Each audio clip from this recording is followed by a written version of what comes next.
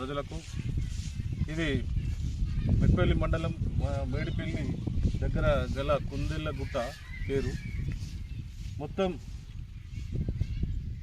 సగం గుట్ట ఖాళైపోయింది, చుట్టూ దవ్విళ్ళు.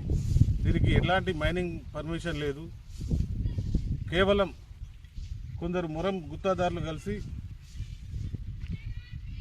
సిండికేట్ అయి ప్రజల దగ్గర అధిక డబ్బులు వసూలు చేసి ప్రజలను ఇబ్బందులకు గురి చేస్తూ మురంను 1200 రూపాయలకు ట్రిప్పు చొప్పున అమ్ముతుండ్రు.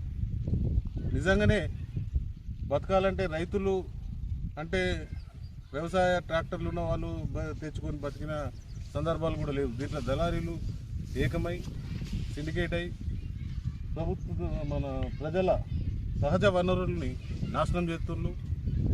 వీటికి తహసీల్దార్ గారు, పోలీసు కానీ ఎలాంటి నిఘా లేదు. దీనిపై నిజంగా పోలీసులు, రెవెన్యూ వాళ్ళు యాక్షన్ తీసుకోవాలంటే మొత్తం సీసీ రికార్డు ఫుటేజ్లు ఉన్నాయి.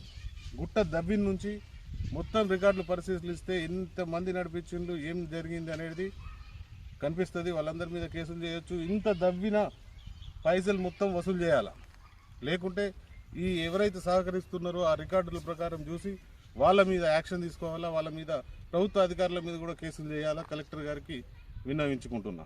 దీన్ని సీఎం దృష్టి దాకా తీసుకుపోయి ఈ గుట్టను రక్షించే దిశగా మేము కదులుతామని మెట్పల్లి ప్రజలకు తెలియజేస్తున్నాం.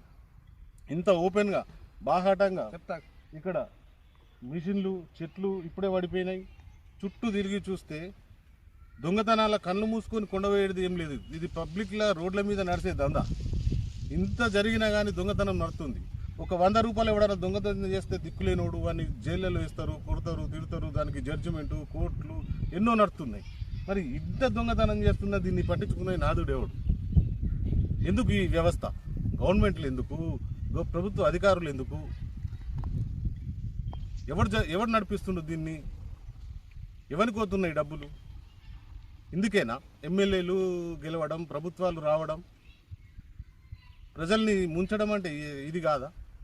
నిజంగా కొట్టేలా అనుకున్నా కానీ సామాన్యునికి 500-600లకు ట్రిప్పు పోతుంది. ఒకవేళ నిజంగానే పోతే 500-600 ట్రిప్పు పోతుంది. 1200 అంటే 600 ట్రిప్పుకు 600 రోజు ఒక 100-200 ట్రిప్పులు పోతున్నాయి. అంటే ఎన్ని పోతున్నాయి? రోజు 2 లక్షల రూపాయలు ప్రభుత్వ ధనం ఫ్రీగా గుత్తదారులు, కాంట్రాక్టర్లు, ప్రభుత్వ అధికారులు తింటున్నారు. ఇక్కడ ఆర్డీఓ కూడా ఉన్నాడు. ఆర్డీఓ కూడా ఉన్న ప్రదేశంలో కూడా యాక్షన్ తీసుకోకుండా జరుగుతుంది. అంటే మరి ఎవరు రక్షించాలా? ఈ రక్షించకుండా కాంట్రాక్టులను రక్షించేందుకైనా ఈ ప్రభుత్వ అధికారులను నియమించింది. ప్రజలారా ఒకసారి ఆలోచించండి. దీనిపై కలెక్టర్ గారు వెంటనే స్పందించాలా. ఇద్దరితో ఆగం. ఈ పూర్తి ఎంక్వైరీ జరగాల. ఇంత గుట్ట ఎవరు కాల్ చేసిండు, దీనికి ఎవరు సపోర్ట్ చేసిండు, సపోర్ట్ చేసిన మీద కూడా కేసు కావాలా, ఆ పైసలన్నీ రికవరీ కావాలా.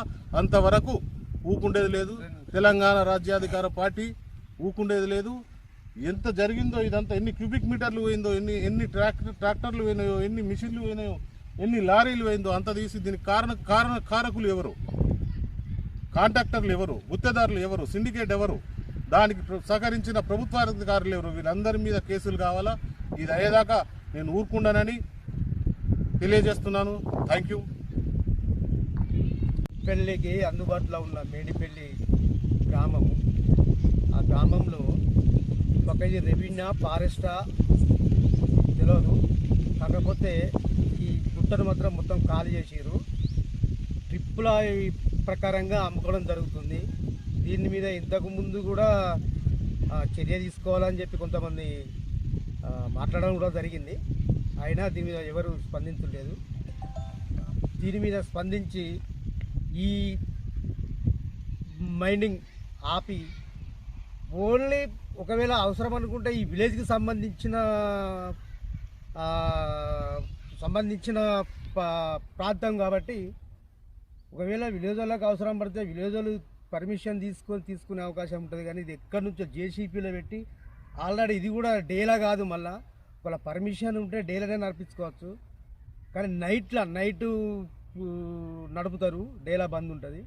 మరి నైట్లో నడుపుకుంటే ఇది అక్రమ అక్రమంగా చమకాలు. దోసుక తినడే తప్ప దీనిలో మైనింగ్ ఉంటే మైనింగ్ పర్మిషన్ మైనింగ్ వాళ్ళకు సంబంధం లేకుండా నడుపుతూ అనిపిస్తుంది. పర్మిషన్లు ఉంటే ఒకవేళ permission మైనింగ్ వాళ్ళు పర్మిషన్ ఇస్తే వాళ్ళు డేలా నడుపుకోమని చెప్తారు. వాళ్ళు నైట్ దొంగసాట నడుపుకోమని చెప్పారు. పర్మిషన్లు కూడా ఇప్పుడు షో కావాలి ఎంత వచ్చింది అనేది. పర్మిషన్ ఇస్తే కూడా అవి మాకు డీటెయిల్స్ కావాలా. నెక్స్ట్ ఒకవేళ ఇది పర్మిషన్ లేకుండా దొంగసాట గిట్ట నడిపినట్టయితే అధికారులు కంపల్సరీ యాక్షన్ తీసుకోగలరు. మేము మా టీఆర్పీ పార్టీ నుండి ఇది డిమాండ్ చేస్తున్నాము. ఒకవేళ దీని మీద యాక్షన్ తీసుకోకుండా మేము ఎక్కడికి పోవాలి అక్కడికి పోతాం. ఎవరెవరు దీన్ని ఇన్వాల్వ్మెంట్ పరిరక్షించే బాధ్యత మాది. మేము పరిరక్షిస్తాం, దీన్ని కాపాడుతాం. ఎవరెవరు ఇన్వాల్వ్మెంట్ ఉన్నారో వాళ్ళందరినీ బయటకు తీస్తాం. తీసుకుని బయటకు తీసేదాకా ఊరుకునే లేదు. ఖబర్దార్.